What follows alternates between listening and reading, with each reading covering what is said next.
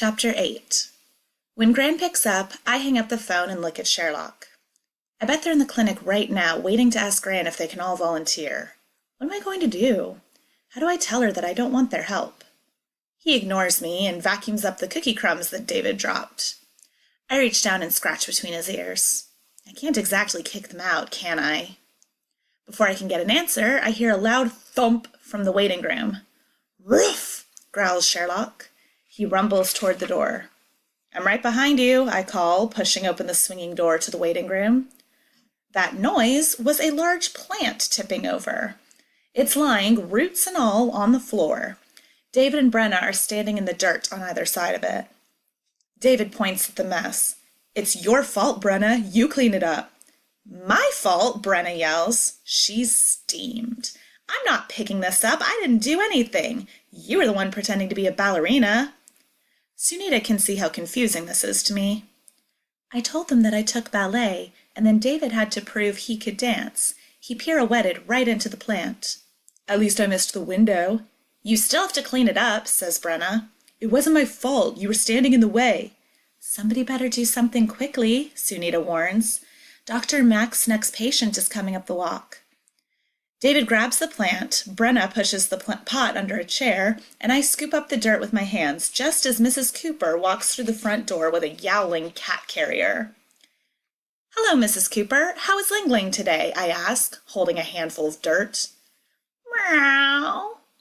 A light brown paw pushes through the wire door of the cat carrier. Sunita melts. "A Siamese? Oh, how beautiful. I love Siamese cats." She touches the paw with the tip of her finger. "Meow, meow," Ling Ling cries. Siamese are the most talkative kind of cat. "Sunita, why don't you take Mrs. Cooper and Ling Ling into the Harriet room over there on the left? I'll tell Gran you're here, Mrs. Cooper."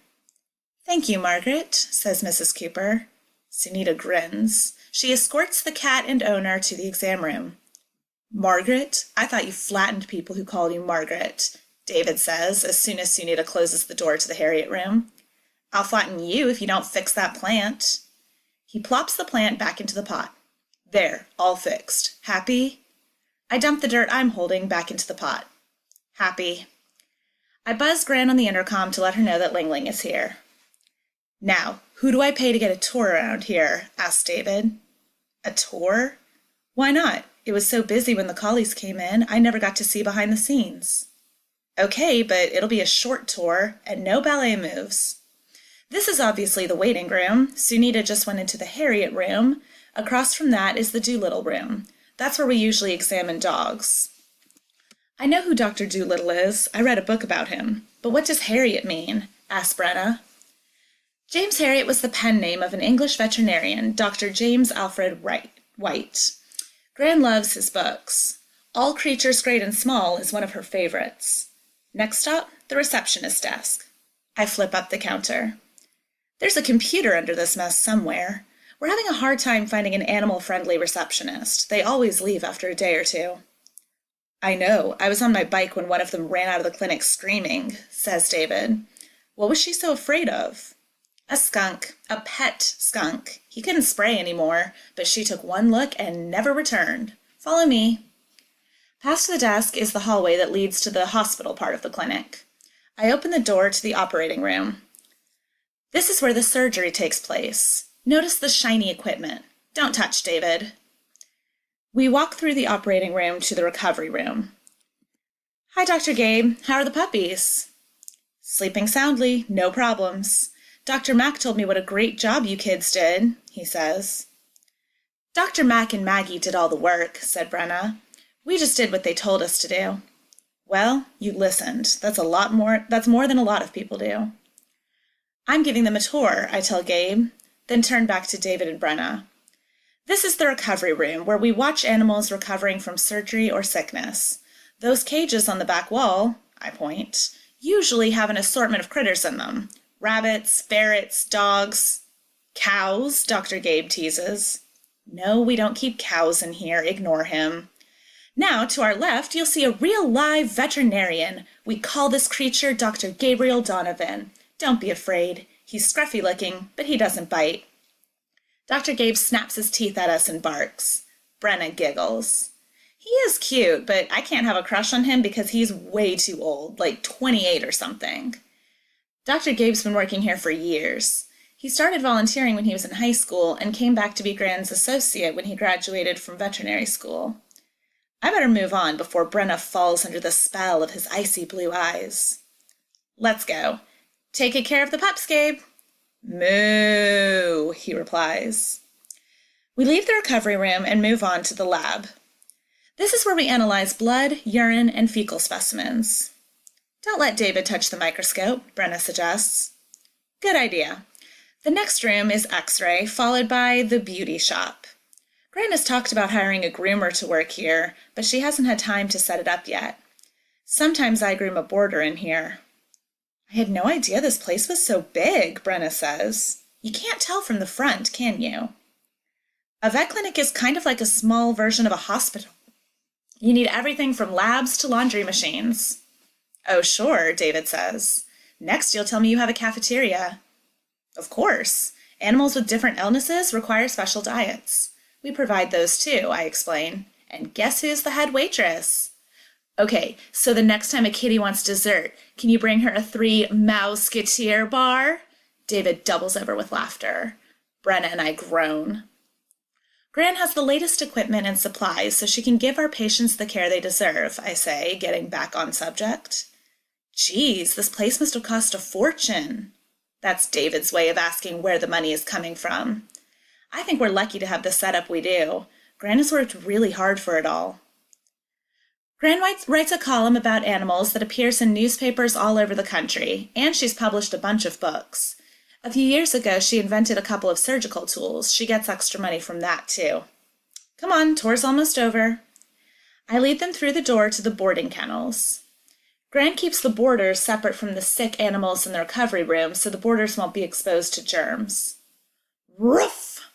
Mitzi stands by the door to her kennel and barks for attention. Hi, Mitzi. I reach in and pet my student. We have room for 10 dogs. Each one gets an inside cage like this, and they have their own runs, long fenced-in areas where they can romp around. We don't have too many right now, but you should see this place in the summer. I stand up and brush my hands on my jeans. Okay, that's it. Tour's over. No, it's not, David said. We passed a couple of doors that you didn't open. We want to see everything, Brenna says. Follow me, I sigh. We leave Mitzi behind and go back to the main hall. I put my hands on the doorknob of one of the mystery doors. This is the supply closet. To open it is to take life in your hands. It's so messy, it makes my room look neat, and that is saying something. David scoots ahead of me and opens the last door. What's in here? Yikes! What is it? Asks Brenna. I peek in. This is Gran's office. The extremely large creature on Gran's desk is Socrates. Wow, exclaims Brenna. Socrates looks at Brenna and closes his eyes once. He is pleased with her admiration. He rules the roost. He thinks that we're his pets, or maybe his servants. Our job is to feed him. You make it sound like he's a snob, says Brenna. Well, he's not cuddly, that's for sure, and if he's guarding Gran's office, I'm not going in there. Come on, let's go back up front. By the time we make our way to the waiting room, Ling Ling is yowling on her way to the car. Gran and Sunita are standing at the door. You did an amazing job keeping her calm, Gran tells Sunita. Ling Ling needed eardrops, she explains to us.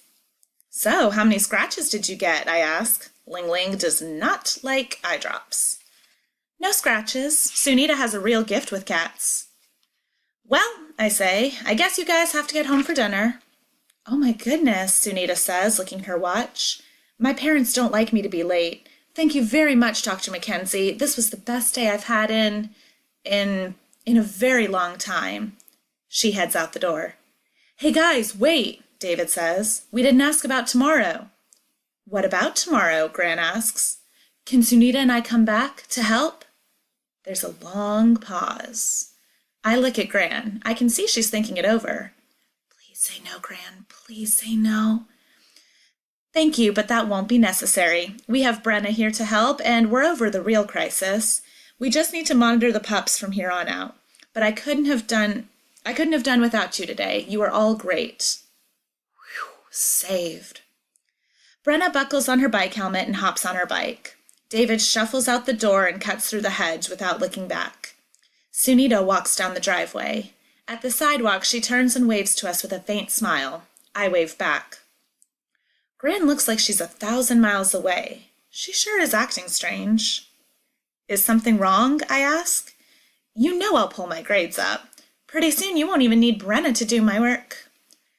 Gran leans against the doorframe and crosses her arms over her chest. It's not just that. It's your Aunt Rose. Remember her phone call? Her daughter Zoe is coming tomorrow. She picks some cat hair off her sleeve. She'll be staying with us for a while. The pickles twist in my stomach. What? How long is a while? The last time I saw Zoe was a year ago. We didn't get along so well. Maybe a couple of weeks until her mom gets settled in LA. I insisted we enroll her in school, and I'm counting on you to show her around and make her feel comfortable. We'll talk more about it after I finish up in the clinic. Now, don't you have a test to study for?